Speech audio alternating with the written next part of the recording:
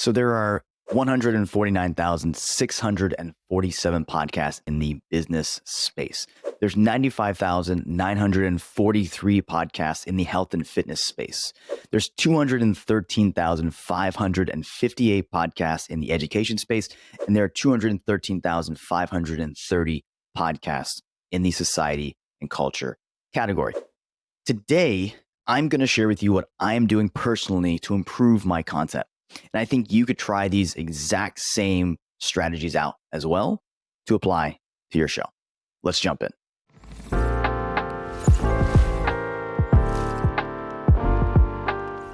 What is going on, my friend? Welcome back to How to Get Your First 100,000 Podcast Listeners. I am Luis Diaz, your host. Today, I just wanted to share with you 3 things you can do to improve your content. And these 3 things that I'm doing and actively trying to do a better job of to improve my content. Now, as you heard in the beginning in the intro, there's a lot of podcasts out there. And actually, those figures were from 2001. So you can probably add a couple of thousand talent podcasts to every one of those numbers.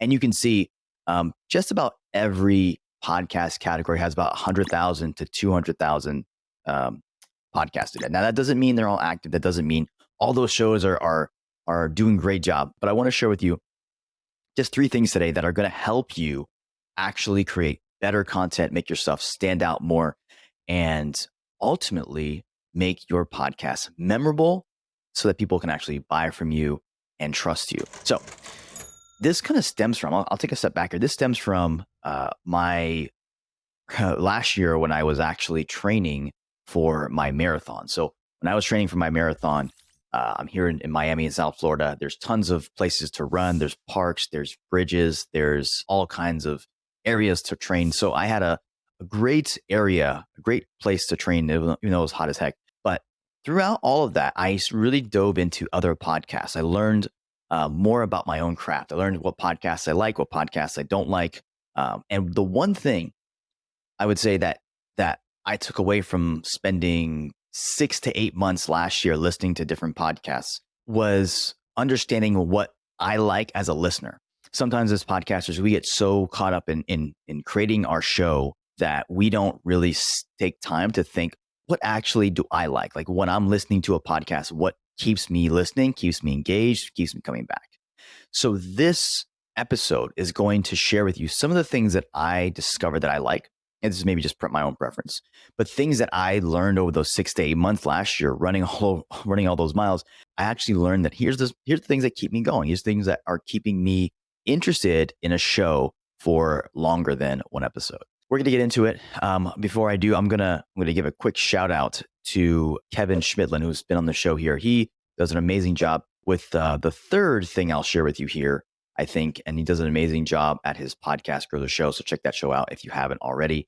But a lot of this, I listened to his show a lot last year. One of the things I found is that he does a good job of one of these, the third strategy I'm going to share with you here. And I think that's why his show is so successful. So shout out to Kevin for kind of sharing that with me, not only as a listener, but also when he was on the podcast. If you haven't listened to that episode, it came out in early July 4th or 5th, I believe. So scroll back in your feed and you can see that episode with Kevin that I did. And we'll also link it here in the show notes. However, let's get into these 3 things, these 3 strategies you can use. I wouldn't even call them strategies, call them tactics more because they're very, very applicable to any show. I guess before, let's take a quick step back here. Remember this one thing, and this one thing I want you to always remember throughout this episode. If you don't get anything from this episode besides this one thing, it will be well worth your time. And that is, you have to remember that your listeners are selfish. They're super selfish. They are savages. They are very, very greedy. They want to use their time to maximize their life, maximize their money, their mindset, their whatever it is that you're selling or whatever it is you talk about in your podcast. They will not waste their time on a show that's boring. Okay, they will not waste their time.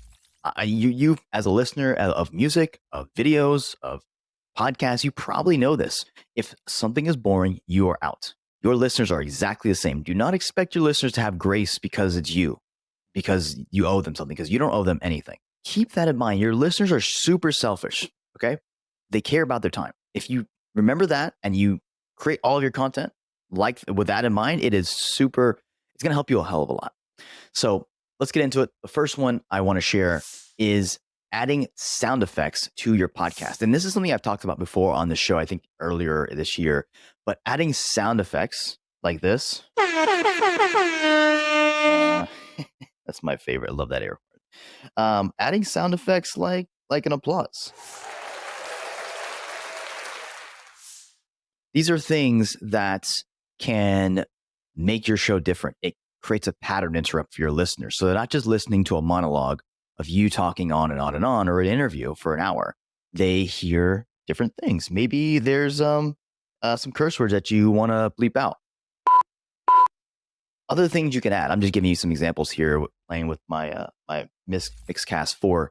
But you kind of get the point. Adding sound effects.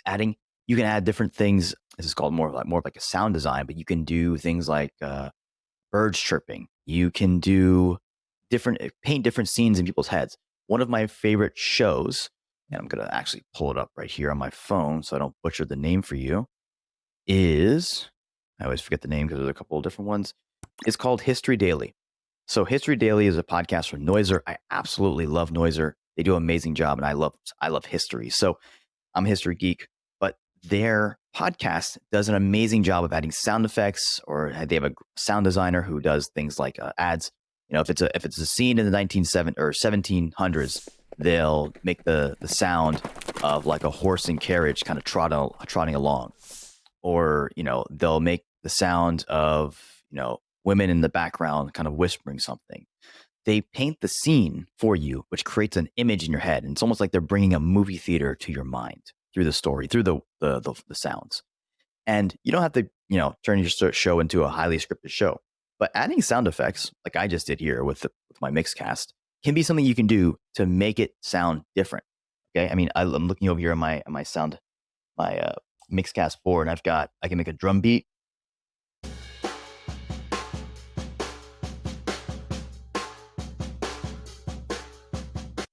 I can make a heartbeat. I can make all kinds of things. And that is what's going to make your show different. At least it gives it a little wrinkle. It makes you different from the other guy who's not using sound effects. So that's the first one. Consider using sound effects. You can get something fancy like I have here, like the Mixcast 4, in terms of, it allows you just to literally just press a button and do it. Really simple. Or you can hire somebody or ask your editor to add sound effects, and they will likely know. You'll have to help them kind of figure out where to add the sound effects during the transitions, during the outro, the intro transitions, maybe just randomly in the show. Or maybe when you on the recording say, hey, give me a drum beat, and they give you a drum. Whatever it is, consider doing that. It's really simple. It makes your show stand out. Number 2, adding clips from other previous episodes that are relevant. So when we're talking about how to edit an episode or how to make your show different, maybe I can add a sound or a clip from an old episode. There's more work involved in this. Obviously, you have to do a bit more planning, but this is something that is going to, again, create a pattern interrupt, gives your podcast more depth, which what I mean by that is it's not just a monologue or a back and forth conversation. Now you're bringing in another wrinkle. You're bringing in another character essentially into the podcast, which allows the person to have, in my belief, because it makes your show more interesting. If I just monologue here and I don't bring fun, actionable sound effect or clips like this, if you are stuck and trying to figure out what keywords should I add to my title, what are people actually even thinking about in my space, or a lot of times for me, it's been a big eye opener because I've searched for a topic that I thought. See, if I didn't add a clip like that, you would think this is maybe kind of boring. This is kind of a weird, boring episode of me just blabbing on. But if I add more clips like this one, ideas you can use to attract new customers to your business. Number 1, take all of your best podcast episodes and transcribe them and turn them into an email welcome series. Then it makes it different. It makes it unique. It helps remind you, the listener, of maybe something you've listened to in the past that you forgot about, or maybe something that you didn't know I had in my back catalog. So number 2 is consider using clips from other episodes or other podcasts. I've seen other people do that as well. That's the second one, adding clips from your back catalog into your podcast that you're creating today. It takes a little work. Again, takes some coordination, some timestamp. You got to go give the timestamps to your editor or your sound designer, but it makes your show different. And if you're going for quality and not quantity, then this is going to help you a ton. We've got the first one, adding sound effects. We've got the second tip here, which is adding clips from old episodes, which keep in mind that actually does help you sell or rather promote your back catalog. Because if people want to go back and listen to that episode now, they've been prompted to do so. And the third one is removing rambling, removing all the non-important stuff. Okay. Whether you're doing an interview, a co-hosted show, a solo show, remove the stuff that gets in the listener's way. Think of your podcast like this. After you record it, it's a good practice to actually go and listen to it or skim through it and say, hey, what in here is non-essential? What in here is not adding value to the listener's life? If you are your ideal listener, ideal customer, however you want to phrase it, what in here is very irrelevant or is not going to move the needle for them or is just fluff?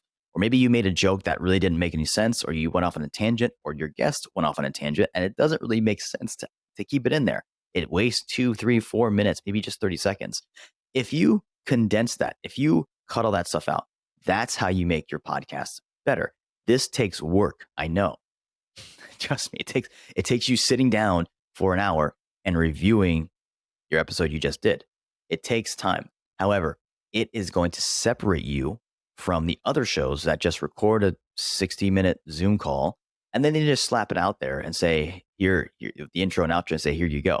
This, I truly, truly believe, has to be done by the host because nobody knows the show better than the host, unless you're paying a really good editor who's been with you, because this is going to take time. Okay. If you want to offload this or delegate this, you're going to have to hire an editor and you're going to have to train them for a couple of months at least on what to take out, what not to take out, what to keep in. And even then, my friend, even then you will still have some questionable calls. You'll be like, ooh, I would have kept that in, or ooh, I would have took this out. However, it is in the beginning, I highly recommend you, the hosts, have to do it. Okay. You cannot expect people to read your mind. You cannot expect people to try and figure out what you like, what you don't like. Either you got to put it on paper and hand it off to them, say, cut out this, this, this, and this, or you've got to do it yourself and train somebody alongside of you to say, hey, anything when we talk about stuff that's not relevant to the client or to the customer, we remove it. Okay. Removing the rambling, the non-important stuff, the fluff of the episode, skimming and cutting all that stuff out, cutting the fat out of the episode, some people call it, is another way you can sound different. You can make your show unique. You can make your podcast actually helpful to your listener. Which, remember, if you're somebody who's in business who has an offer that you're trying to sell through the podcast, that's a really good idea. Because if people say, hey, his free content is great, I bet you his paid content is even more. That's a very, very common, I'd say, belief among internet marketers and maybe mismarketers alike. If your free stuff is really good, chances are the customer is going to want to take you up on the paid stuff, which is a pretty darn good practice. Okay. Here's a couple other benefits from having a really good show. Number one, people share your content because it's actually helpful. Okay. We as podcasters ask our listeners all the time for recommendations or reviews or, hey, share this podcast episode. I'm a culprit of that too myself. But if you actually make a good podcast, the great thing is people refer you and share your show without even asking. Andy Frisella, Ed Milet, Lewis Howes, all these guys, a big part of their traffic and their growth is not because of the ads they run or anything like that. It's because people just shared their show because they liked it. Word of mouth traffic, and I forget who said this. I want to say it's maybe Tom Webster. Word of mouth traffic is one of the, or if not, it's like the holy grail of podcast growth, my friend. Keep that in mind. So if you create a good show, if you are actually doing these things, implementing these tactics, you're going to create a unique show. Then you're also going to help yourself unlock a new marketing channel, which is word of mouth. People are going to refer you to their friends. So that's it. That's all I have for you today. Again, number one, add sound effects to your show where it makes sense. You can use a mixed caster like I'm using, or you can have an editor do that. Number two, add clips from old episodes that add value to the show. Takes a little bit of work, I know, but it's going to make your show stand out. And then number three, cut the fat out of your episodes, meaning removing the rambling and all the non-important jabber or babble. All right, that's it. I am going to let you go with this. Go implement that. Tell me how it works. Tell me which one you are going to implement maybe shoot me a message on Instagram. That's probably the best way to reach me nowadays, at Luis Ryan Diaz. And without further ado, my friend, go and implement, and I'll see you next week. Take care.